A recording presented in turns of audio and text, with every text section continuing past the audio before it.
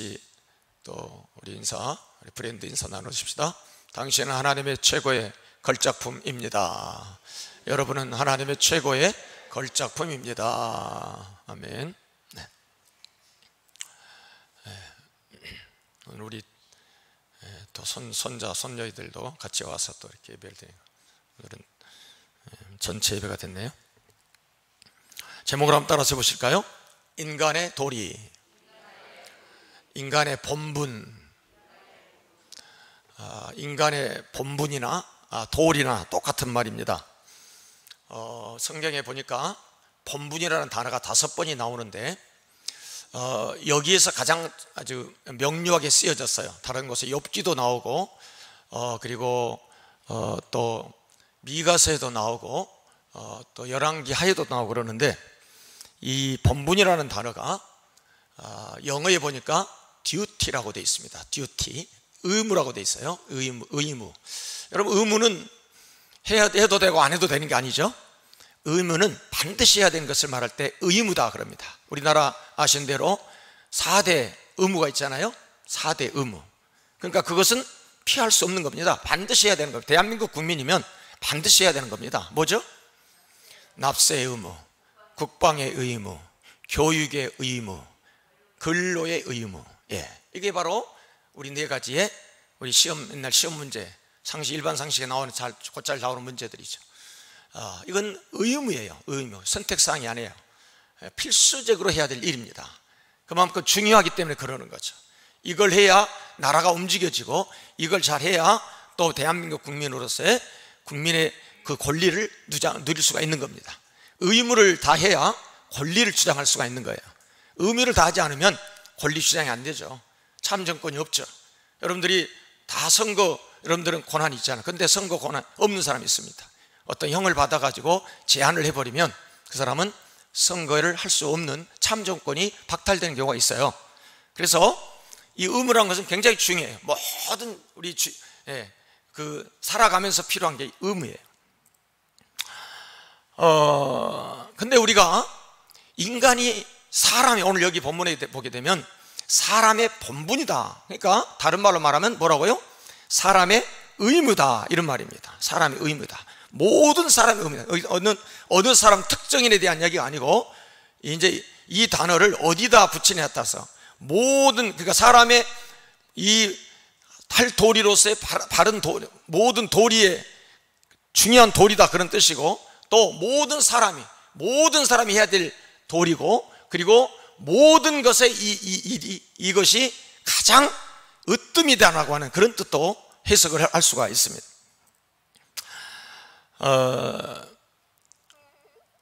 오늘 우리 어린 아이들도 지금 참여하고 있는데, 여러분이 가정에서 여러분들이 어떤 말을 제일 많이 할까요?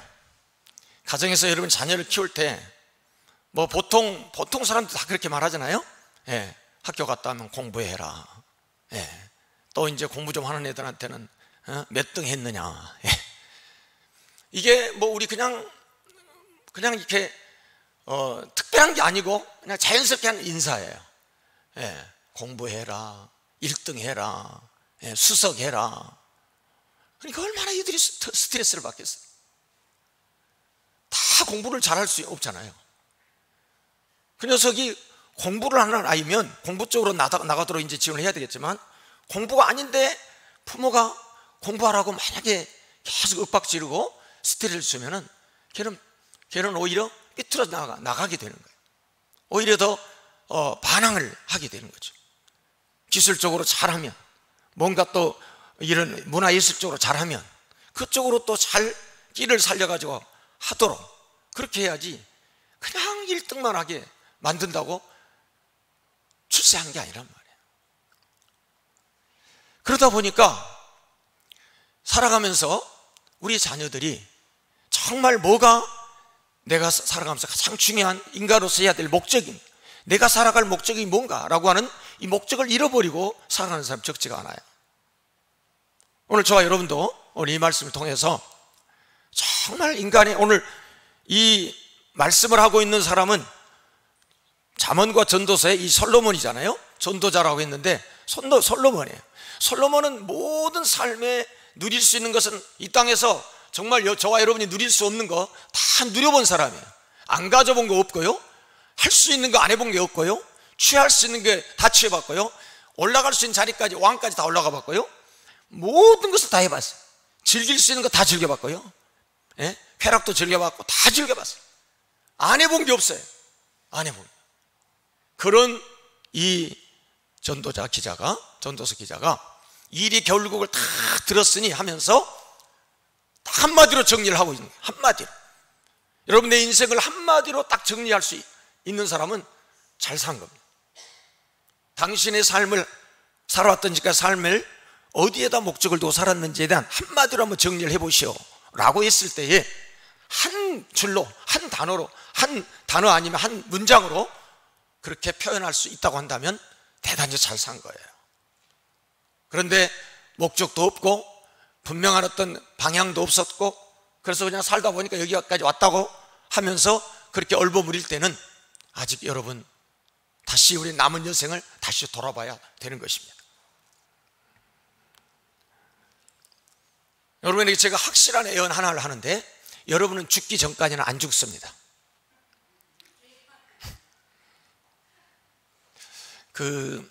이제 가끔 이제 여러분들은 웃음말을 하면은 괜히 멋쩍은 것 같고 안 웃죠. 근데 암 환자 이런 특징이 어떤 건지 아세요?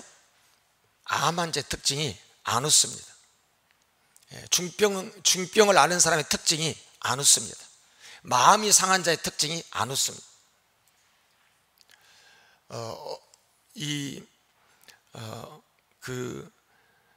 어떤 분이 50세 된 어떤 여인이었는데, 실제 있었던 일이에요.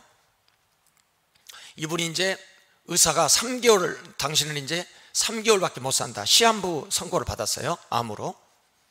그래가지고 이제 폐암이었다고 그래요. 그래서 얼굴이 시커멓고, 본래 근데 이 여성은 정말 예쁜 얼굴인데, 근데 이분이 이제 어느 그 천주교에서 운영하는 이제 그런 황토 그러는 아마 그런 자연으로 하는 그런 휴양소 비슷한 곳이 있었나 봐요. 그래서 그 남편이 이제 같이 그쪽에 신자니까 데리고 이제 거기다가 이제 왔답니다.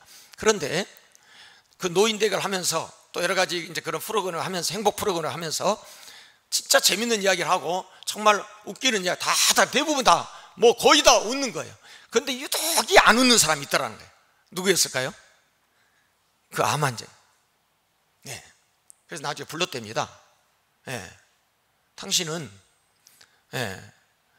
이제 물어보니까 이제 그런 사연이었어요. 아니, 의사가 3개월 산다고 했지만 3개월을 살지 3년을 살지 그것은 아무도 모르는 일이다. 그런데 그렇게 막 근심하고 염려하고 그러느냐? 오늘 일은 오늘 적하고 내일은 내일이 염려라고 했는데, 그 성경을 이야기하면서. 그런데 워낙에 이 사람은 자기가 딱 자기 자신을 그렇게 규정해버렸기 때문에 이제 살아봐야 그냥 3개월 살다 죽을 거니까 아무 소망이 없는 거예요.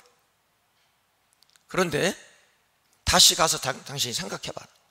감사해봐라. 감사. 오늘부터 감사해라고 했답니다. 뭐 하라고 했다고요? 감사를 했다. 여러분, 놀라운 것은 성경이 하시는 말씀이 그냥 거기다가 그냥 그럴 수 있다고 가능성을 가지고 써놓은 게 아니에요. 항상 기뻐하라, 쉬지 말고 기도하라, 범사에 감사하라. 그래서 이 여성이 아니, 자기가 감사할 조건이 돼야 감사를 하지. 3개월밖에 못 산다는데 아무런 희망이 없는데. 근데 마음을 고쳐먹고 다시 정말 자기가 감사하기로 자기가 작정을 하고, 여러분, 그러니까 감사도 감사 안 하겠다고 하면 감사 안 되는 겁니다. 감사를 작정하고 이제 그 뒤부터 계속 감사한 마음을 가졌답니다. 계속 감사. 근데 3개월이 지나도 안 죽는 거야. 죽어야 되는데. 그리고 자기 속에 이제 그 감사가 넘치면서 근심이 사라지기 시작하는 거예요. 근심이. 그리고 다른 사람한테도 이제 오히려 감사하라고 하는 이야기를 하는 거예요. 자기 속에 있는 병은 그대로인데 지금 뭐가 바꿔진 거예요? 자신의 태도가 바꿔진 거죠. 자기가 그 병을 대하는 태도가 바꿔져. 그러면서 4개월이 지나 6개월이 지나 계속 가도 살아있는 거예요. 근데 이제 아마 거기서 다 이제 집으로 보내는 이제 그런 또 기간이 있답니다. 집으로. 그분 여수 사람이, 순천 사람이었대요. 평창인가 있었는데 거기 다 이제 집으로 이제 다시 갔다가 다시 또 와야 되는 그런 또 이제 그런 하나의 그 커리큘럼이 그렇게 돼 있나 봐요. 근데 한 번은 남편한테 전화가 왔대요. 남편한테. 그래서 대개 전화가 올 때는 이제 장례를 다 하고 이제 그동안 돌봐줘서 고맙다고 그렇게 이제 오는 전화가 대부분이래요. 그런데 남편의 전화가 이제 올 게 왔구나 했는데 뭐 이렇게 들어보니까 그분에 대한 이야기인 거예요. 근데 너무너무 좋아졌다는 거예요. 네. 그래가지고 이제 다른 일도 하고 말이죠. 그래 다시 이제 그분이 거기에 있는 분이 이제 그 여수인가 무슨 할 일이 있어요. 뭐 강의가 있어요. 갔는데 거기 여수에 강의하는데 그분이 와 있더란 거 앞에서. 맨 앞에 와 있더랍니다. 네. 멀쩡히 살아가지고. 그리고 얼굴이 다 좋아져가지고. 분홍색 빛이 나오고. 네. 자, 뭐예요? 뭐 하니까 그렇게 됐어요? 감사하니까요. 아무것도 하는 거예요. 암 치료 할 때마다 너무너무 고통이 심해가지고, 항암 치료 할 때마다 고통이 심해가지고 그랬는데 그냥 6일인가 하다가 그냥 그만 안 했대요. 왜? 안 아프니까. 여러분, 다른 게 아니라 그 마음속에 막 열받고 화가 나고 막 불평하고 원망하고 짜증내고 근심하고 염려하고 이런 것들이 사실 우리가 살아가는 데 있어서도 얼마나 많이 큰 위의 요소로 오고 있는지 몰라요.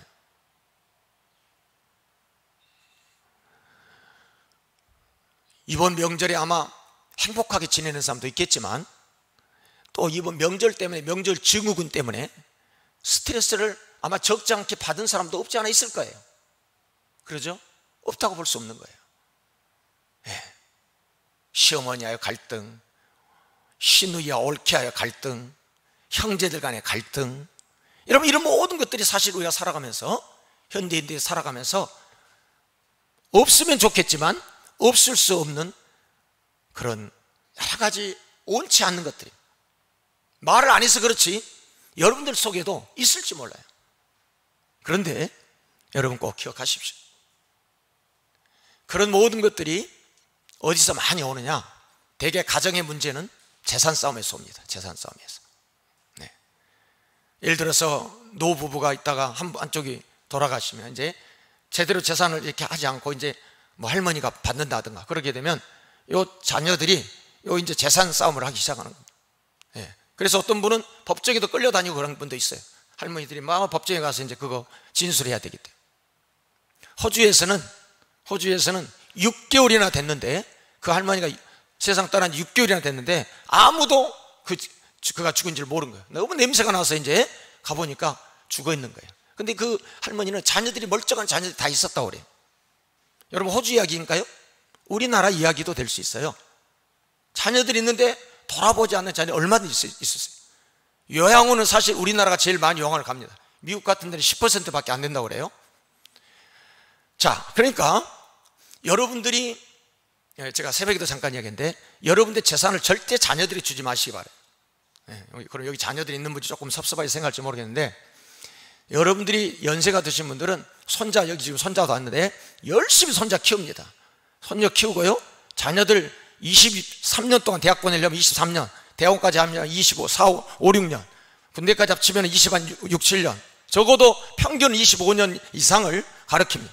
그래서 이제 뭐 준비하고 하다 보면 30살 정도에 직장을 들어가면 60살 정도까지 30년을 이제 직장생활 하는 거죠. 뭐 사업을 하든 직장생활. 그래가지고 이제 나와야 됩니다. 그러면 여러분들이 이제 30년을 또 살아야 돼요. 어떤 30년? 시니어 30년을 또 살아야 돼요. 시니어 30년. 그러니까 이제는 정규 학교 대학만 다녀가지고 되는 게 아니고 앞으로 우리 교회가 해야 될 일이에요. 시니어 대학을 만들어야 돼요. 노인 대학을, 정규 대학을 만들어서 여기 졸업을 해야 이제 노년을 행복하게 살 수가 있는 겁니다. 아멘? 네, 행복하게 안 살고 싶군요, 여러분들은. 네, 그러니까 30년을 이제 보통 90까지 가요. 건강관리 좀 하면은 거의 90까지 간다고요. 80 된 사람도 많아요. 거의 오래 사신 분들은 80에 90 거의 가까운 사람들이 많습니다. 그러니까 90 정도를 사니까 다시 30년을 살아야 되기 때문에 그 30년 여러분은 정말 준비하셔야 돼요.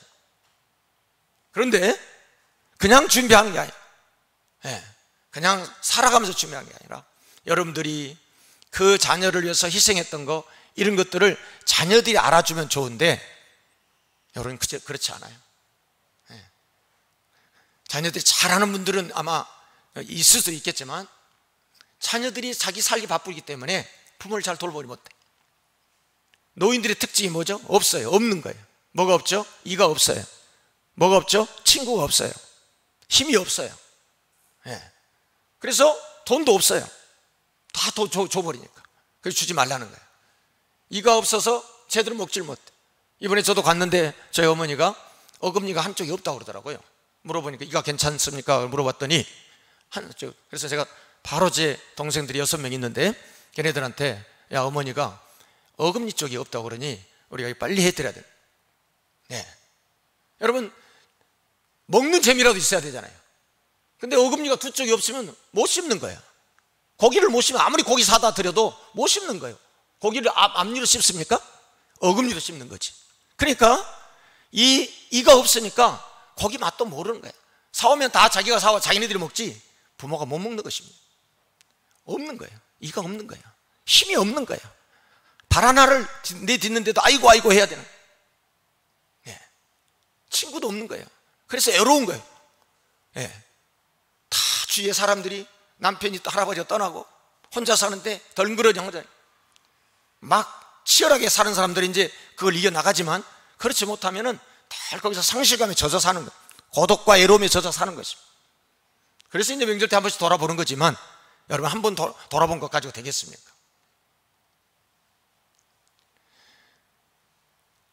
그래서 이제 노인정에 가서 같이 이제 친구들 만나서 같이 이제 끼리끼리 만나서 같이 이야기도 하고 이제 하면서 뭔가 자기 삶을 달랠 수가 있는 거죠. 자, 그런데 아까 말씀드렸다시피 정말 우리가 사람으로서의 그런 도리가 있는데, 사람으로서 도리를 하지 못하게 되면 사회가 어떻게 되는가? 사회가 이제 혼란하게 옵니다. 가정과 가족 관계, 이런 가정이나 이런 결혼 관계가 신성이 깨지게 되면은 반드시 사회는 불안하게 되어 있고 잘못 가게 되어 있습니다. 언인이라고 하는 사회 인류학자가 86개 문명을 연구를 했습니다. 86개 문명을. 지난 인류 역사상 어떤 문명도 성적 문란이 사회 문화적으로 팽배했을 때 치고 그런 문명이 유지된 문명이 없다, 이렇게 그는 말하고 있습니다. 즉 성해방이 그 나라 사회와 문명을 붕괴시켜버렸다라고 말하고 있습니다. 저는 오늘날 가장 이 사회의 문제는 서구의 이 공산주의 프롤레타리아 혁명이 부르주아제를 까부시고 우리가 유토피아를 만들어야 된다, 이게 바로 마르크스주의였습니다. 그런데 그거 가지고 이제 안 통하니까 요즘은 이제 네오막시즘, 신마르크시즘이라고 그래가지고 문화 막시즘이라는 말이 등장했습니다. 다시 말하면 성해방을 이야기하는 것입니다. 이제 성은 누구든지 자유롭게 선택할 수 있다. 제가 이 공항에 화장실을 봤더니 남자 화장실은 줄 안 서고 금방 들어가요. 근데 여자 화장실은 줄을 쫙 서 있어요. 귀성객들 때문에. 그래가지고 화장실 벌려도 내가 볼 때 한 20분 걸리겠더라고요. 쫙 뒤에까지 줄 서 있으니까. 그러니까 그냥 못하고 가는 사람도 있어요. 아마 성 중립 화장실을 만들어버리면 여자들은 좋을 것 같아요. 왜냐하면 남자 화장실도 들어갈 수 있으니까, 이제 남녀 구분이 없으니까. 이게 좋을 것 같아요. 제가 가정적인 이야기를 하는 겁니다. 이런 가정적인 이야기가 우리나라 현실로 다가올지 모르는 겁니다. 왜냐하면 성해방을 지금 이제 성을 자기 자신, 생물학적인 성이 아니고 성을 얼마든지 이제 취사 선택할 수 있다라고 여기는 법이 곧 여러분 국회를 통과할지 모릅니다. 통과가 되면 이제는 여기에 계신 분들이, 여기 계신 분, 제가 뭐 남성과 여성에 대한 이야기를 하게 되면 저는 그거 각오한다고 그랬죠. 저는 계속 이야기합니다. 저는 남자와 여자의 성을 무너뜨려버린 만약 사회법이 통과되면 저는 강단에서 저는 감옥 갈 각오를 하고 저는 이것을 저는 외친다고 했습니다. 이 법은 악법이다. 통과됐어도 이것은 절대로 악법이다. 하나님을 거역하는 법이요 나라를 망하게 하는 법이다 라고 하기 때문에 저는 강단에서 분명히 저는 외친다고 했습니다. 저를 목사님이 남성과 여성만 있는 게 아니고 제3 여성도 있고 30가지 젠더도 있고 40가지 젠더도 있고 그러는데 남자 여자만 있다고 그랬다, 여러분이 가서 고발해도 괜찮습니다. 저는 남자와 여자밖에 없다고 성경에서 분명하게 규정하고 있기 때문에 이것을 절대로 저는 양보할 수가 없는 겁니다. 하나님의 말씀이기 때문에 그렇습니다. 하나님의 말씀은 사람의 도리보다도 더 중요한 거예요. 하나님의 말씀은 다시 말합니다. 사람이 살아가는 이 세상의 어떤 제도보다도 훨씬 더 중요합니다. 이 강화의 이 인천의 조례법보다도 헌법보다도 더 중요한 것은 하나님의 말씀인 줄로 믿으시면 아멘. 그렇지 않으면 여기 여러분 있어야 될 이유가 없습니다. 그걸 모르는 사람도 그것을 분명하게 고백하고 배울 수 있어야 됩니다. 왜요? 서구라파가 그래서 망했기 때문에. 영국의 최근 영국입니다. 2009년에서 2019년 불과 얼마 안 돼요. 2009년에서 2019년 사이에 10년 동안 성전환을 원하는 대로 영국은 교육을 했습니다. 성전환까지 다 해주는 교육을 실시했어요, 그 사람들.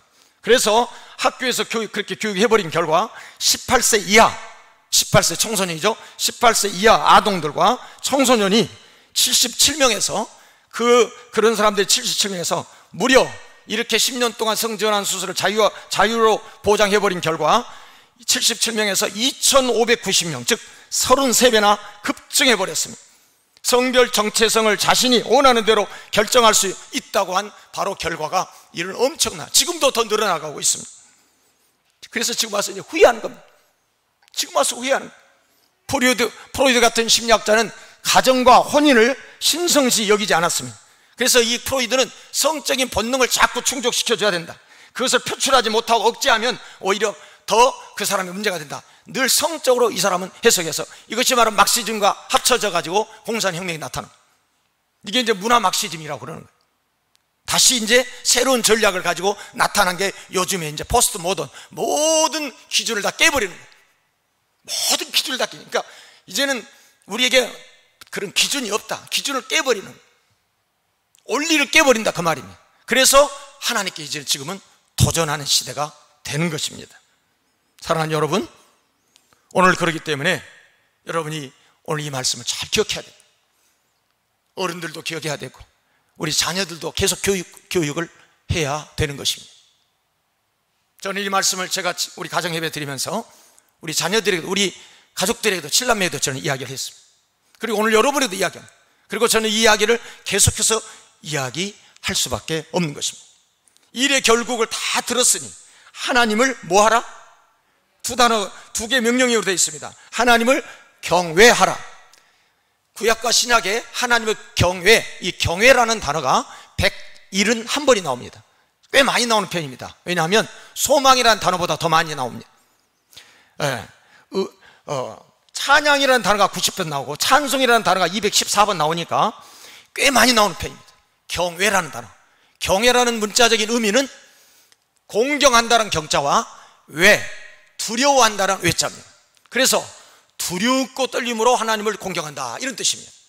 여러분, 하나님을 경솔하게 우리가 대하면 안 되는 거죠. 우리가 높은 사람, 또 아주 고매한 사람, 아주 사회적으로 굉장히 덕망 있는 사람을 보면 그 앞에 보면 왠지 내가 작아지는 것 같잖아요. 옛날 위대한 스승 앞에 우리가 서면은 내가 작아진 것 같죠. 스승의 마음이 막 우르르 존경되죠. 하물며 하나님을 여러분 어떻게 섬기라고요? 어떻게 공경하라고요? 두려운 마음. 그게 경외라는 단어예요. 문자적인 의미. 그러나 거기서 더 나아가는 거예요. 하나님을 경외하는 것은 인간의 근본이라는, 근본, 도리라는 거예요. 그러니까 경외하는 마음이 없어진다, 반대로 말하면 인간의 모든 이치가, 도리가 깨졌다, 그 말이죠. 자연의 현상이 파괴가 되면, 이 자연 생태계가 파괴되면 말할 것도 없죠. 인간에게 큰 피해가 돌아오게 되는 거죠. 그런데 그것은 알아요. 폭풍이 내리치면, 태풍이 몰아치면, 장마가 몰아치면 피해를 당할 거 다 알아요. 그런데 하나님을 경외하는 것에 대한 그런 두려움들은 없어지고 왜 그러는가? 이 사회가 자꾸 하나님과 떼놓으려고. 여러분, 어린아이는 이제 자라면서 이유식하고 젖을 떼야 되지만 우리는 여러분 하나님과 떼어질 수가 없는 것입니다. 왜요? 하나님과 관계하도록 지어져 있기 때문에 그러는 거예요. 그래서 하나님과 멀어지고 하나님을 자꾸, 왜냐하면 하나님이 자꾸 뭘 제약하는 것 같으니까, 하나님 좀 이것도 하지 말라고 저것도 하지 말라고, 귀찮거든. 하나님 제발 좀 가만히 좀 계세요. 좀 하나님 좀 가만히 계시고 좀, 내가 할 테니까, 알아서 할 테니까. 부모님이 여러분들이 뭐 잔소리하고 그러잖아요. 아주 가만히 좀 계세요. 뭐 그렇게 말을 많이 하냐고 그러면서 여러분이 하시잖아요. 여러분, 하나님 앞에 우리가 그렇게 한다고 한다면 영리로 바꿔지는, 세상이 이제 영리로 돌아가는 거예요. 네.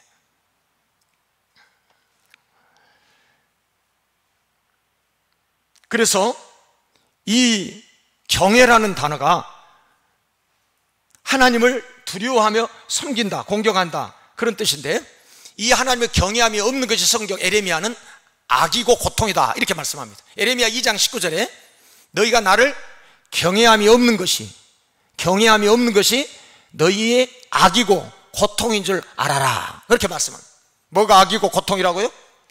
하나님을 경외하지 않는 게 그게 악이라는 거예요. 도덕적인 윤리적인 지금 이야기하고 있는 거 아니죠.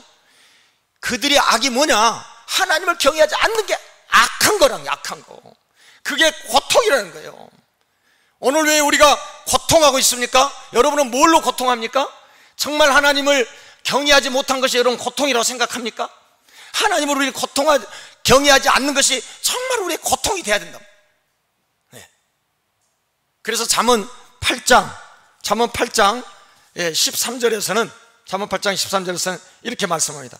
여호와를 경외하는 것은 악을 미워하는 것이다. 하나님을 경외하는 것은 뭐 하는 거라고요? 악을 미워하는 거예요. 아까 하나님을 경외하는 것이 악이라고 했잖아요. 그래서 하나님을 경외하는 게 악을 미워하는 거라. 나는 교만과 거만과 악한 행실과 패역한 입을 난 미워하느니라 라고 말씀합니다. 그래서 하나님을 경외하는 게 다 같이 지식의 근본, 지혜의 근본. 하나님을 경외하는 것이 지식의 근본이고 지혜의 근본이라. 살아가면서 우리는 지식과 지혜를 늘 겸비해서 양면성을 가지고 우리는 살아가야 되는 거죠. 지식도 습득해야 되죠. 그러나 명철이 있어야 되죠. 뭔가 어떤 인사이트, 어떤 상황을 잘 판단할 수 있는 능력이 있어야 되는 거예요.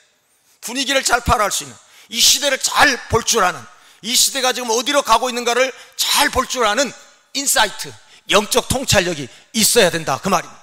그러려면 하나님을 경외해야 되는, 하나님을 경외하는 데서 오기 때문에. 그 경외하지 않는 것이 뭐라고요? 다시 말씀드립니다. 악이라는 거야. 하나님이 이 땅을 지으셨을 때 창세기 1장에 선하다 그랬어요. 좋다 그랬습니다. 이 모든 피조물들을 다 만드시고 보시기에 뭐 했더라? 좋았더라. 토브, 선이라고 했습니다. 선과 반대말이 바로 여기 악이라는 뜻입니다. 그래서 하나님이 말씀하신 대로 모든 게 지어졌을 때 하나님은 선한 거예요. 선한 거예요.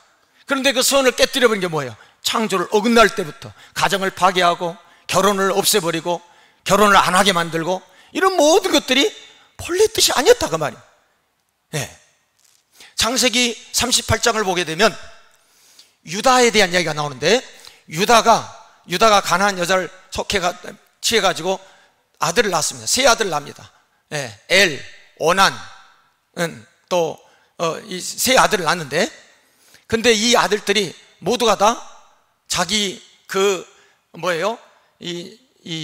이제 다말, 그러니까 이 다말을 엘 아내가 다말이었어요. 근데 엘이 아기를 못 낳아요.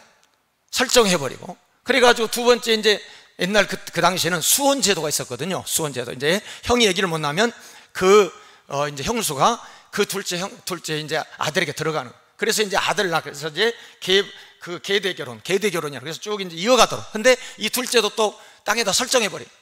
이러면서 결국은 이제 다 하나님 죽이신 거예요, 그들을. 이때 바로 이 다말이 나중에 이제 유다와 이렇게 해서 이제 그 예수님의 족보에 이제 나오잖아요. 다말이라는 여인이 나오잖아요. 그때 그 말할 때 거기 성경에서 본분이다 이런 말이 나옵니다. 마땅히 이 둘째가 그 형수와 함께 같이 이제 아기를 낳는 그 일들을 해야 되는 게 본분이다, 이런 이야기가 나와요.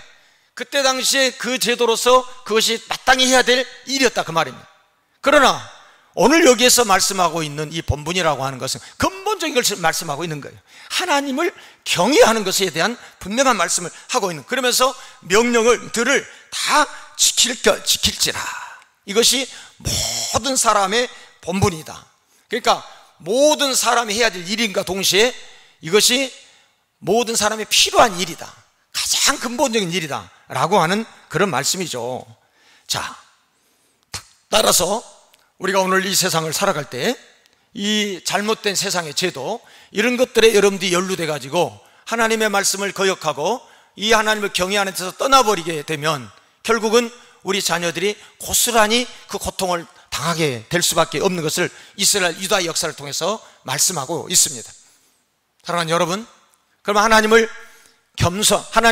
경외하는 사람들이 주시는 그 상급이 뭔가? 잠언 22장 4절에 보게 되면 겸손과 따라서 합시다. 겸손과 여호와를 경외함에 보응은 상급이란 말이죠. 보응은 재물과 영광과 생명이니라. 아멘. 여호와를 경외함에 대한 보상, 그 상급이 뭐라고요? 재물과 영광과 생명이라는. 여러분, 이거면 다 되잖아요. 그래서 여호와를 경외하는 것이 모든 것이다, 그런 뜻이에요. 여호와를 여호와가 나의 목자시니 내게 뭐가 없다?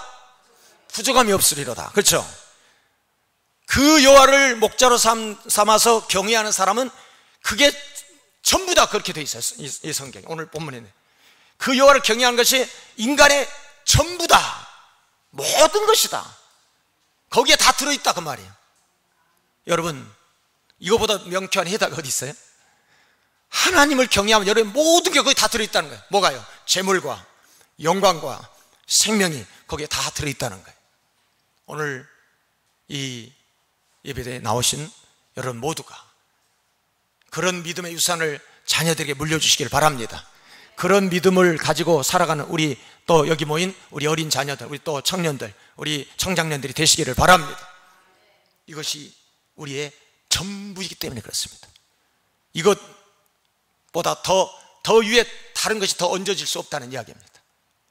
주여, 이 시간 오늘 이곳에 모인 모든 우리 성도들에게 이 은혜가 부어지게 하여 주시옵소서. 기도하겠습니다. 하나님 아버지, 일의 결국을 다 들었으니 하나님을 경외하고 그의 명령들을 지킬지어다. 이것이 사람의 도리고 본분이고 사람의 의무라고 말씀하고 있습니다. 이것이 우리 인간의 전부라고 말씀하고 있습니다. 하나님, 전부를 깨뜨려버리고 부분적인 것 가지고 수선하고 해봐야 우리는 헛고생하고 살 뿐입니다. 아버지 하나님, 사랑하는 모든 성도들의, 우리의 자녀들이, 우리의 가정들이 정말 결혼 제도를 중히 여기고 또 남녀의 성들을 중히 여기고 이 나라의 정말 모든 사회 제도가 바르게 행할 수 있도록 도와주시옵소서. 아버지 하나님, 모든 이제 정말 형제들이 또 자녀들이, 우리의 모든 백성들이 정말 주님을 경외함으로 말미암아 이 나라가 반드시 소망이 있게 하여 주시고 서구라파의 그런 잘못된 길들을 따라가지 않도록 하나님의 말씀에 전적으로 붙잡혀지게 하여 주시옵소서. 우리 주 예수 그리스도의 이름으로 기도합니다. 아멘.